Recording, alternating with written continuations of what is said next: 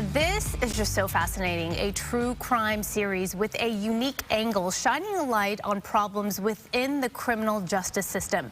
It's called Confronting a Serial Killer, and it documents a unique relationship between a journalist and a serial killer who admitted to her that he had murdered 93 women. Sam Little is the most prolific serial killer in American history. It's mind-boggling. He would have never gained that title had the system dealt with him correctly. The series explores Jillian Lauren's deal with the devil, as she calls it, to find out the identities of the women who were murdered. The series also looks at the bias in both the media and law enforcement against marginalized communities. To talk more about this, director Joe Berlinger is here, along with Jillian Lauren, the journalist who spoke with Sam Little. Welcome to both of you. Thanks for having us. Good to see you, Arcia. You know, I think the big takeaway, anyone who is going to watch this and will watch this immediately, they will say to themselves, how in the world was this guy able to get away with what he was able to get away with for so long? It is just mind-boggling, Joe. It is mind-boggling. 93 murders over 4 decades. And the whole reason I wanted to tell the story is it's a window into, built-in gender and racial bias against certain kinds of victims in the criminal justice system. If you're from a marginalized community, if you're a woman of color, a sex worker, have drug issues, you as a victim of a vicious killer aren't taken as seriously by law enforcement. There's lots of great cops within law enforcement, so I'm not painting a picture of everyone as bad, but institutionally, we don't treat all victims the same. Yeah, absolutely. I mean, he was very clever in who he went after, knowing that these people would not get the attention, or perhaps it would go unnoticed, and it did for so long. Jillian, when he said he would confess to you and share his story, and you would go visit him, what was it like leaving him every day after hearing the gruesome description of what he did to these victims? How were you able to mentally just stay focused? This must have emotionally impacted you. Well, first of all, he didn't tell me he was going to confess before I went in there. I went into the prison first with the intention of getting him to talk. And it was after about 6 hours in total of talking that he finally started to confess to me. So it was my intention, but it was also a surprise. And, every time was different how I dealt with it. Sometimes I pulled the car over and screamed, and sometimes I just wanted to get home and hug my kids.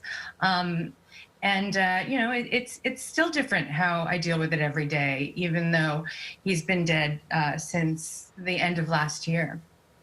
Why do you think he decided to open up and share all this with you? You have a background that perhaps made him feel comfortable, and you have great empathy in being able to draw this type of information from people.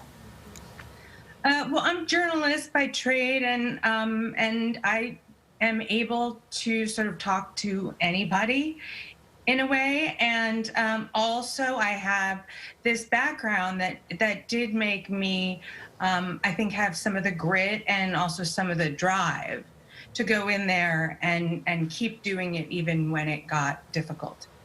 Joe, telling a story like this can be tough. You chose to tell it from Jillian's point of view. Also, you have to be sensitive to the victims and their families. Talk a little bit about what a challenge that can be for someone making a series like this.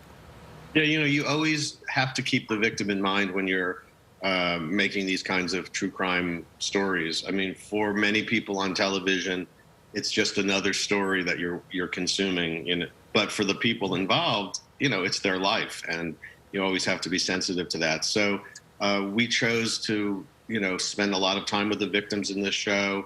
A lot of the victim stories are brought to light. In fact, the whole point of Jillian's mission is to give these women back their identity, because a lot of these victims were Jane Doe or unsolved cases. And that's the worst thing for a victim's family. Is it's bad enough that somebody's been killed. But it's worse that they don't have a sense of closure, a sense of justice, a sense of anyone really caring.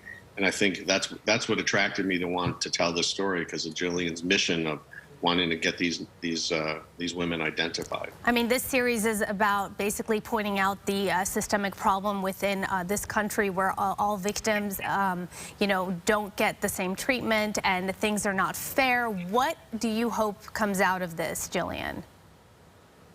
What I hope comes out of this, you know, I really bring the heart piece to this and the empathy, and you know, I definitely wound up on a mission. I started going after a story, and I would just really urge everyone to listen to each other more carefully and to really examine our assumptions about not just what bias is, but you know, how we use the language of marginalization.